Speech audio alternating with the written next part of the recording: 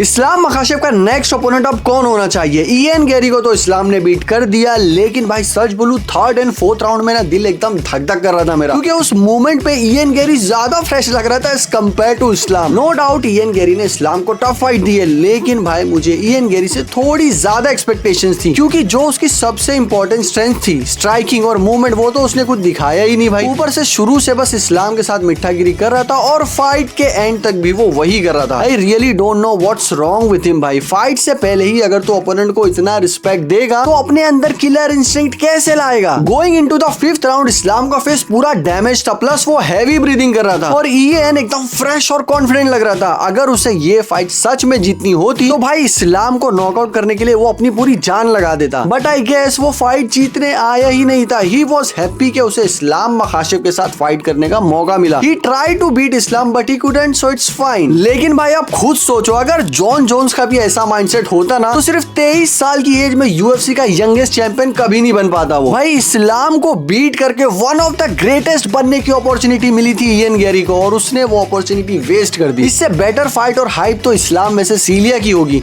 Even तो इलिया Justin से हार चुका है। अब भाई अगर आप इस्लाम को टॉप 5 गोट लिस्ट में ऐड नहीं कर रहे हो तो आप लोग इस्लाम की बेइज्जती कर रहे हो। He is fighting the best of the best fighters in the world since he one the light weight belt, और अब वेल्टर वेट में भी सेम चीज कर रहा है। इस्लाम ने ये भी कंफर्म किया है कि फरवरी से पहले कमबैक जरूर करेगा वो। बाकी इस्लाम का नेक्स्ट ओपोनेंट या तो मोराल्स होगा या फिर प्राटिस, और दोनों ही फाइटर्स बहुत खतरनाक है भाई। Killer instinct, pure knockout artist, ये दोनों इस्लाम को वो ट्रीटमेंट नहीं देंगे जो इयन गैरी शुरू से देता है। ये दोनों इस्लाम को रिस्पेक्ट देने नहीं बल्कि उसे नॉकआउट करने आएंगे।